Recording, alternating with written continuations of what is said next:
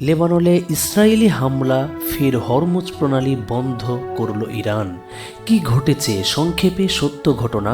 Israel লেবাননের বড় হামলা চালিয়েছে। 8 এপ্রিল 2026-এ ইসরায়েল লেবাননে ব্যাপক বিমান হামলা চালায়। এতে শতাধিক মানুষ নিহত ও আহত হয়েছে।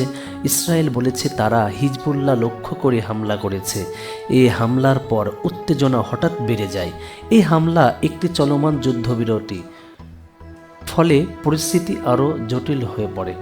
হরমুজ প্রণালী বন্ধের ঘটনা। ইরান হরমুজ প্রণালীতে জাহাজ চলাচল আবার সীমিত বা বন্ধ করে দেয়।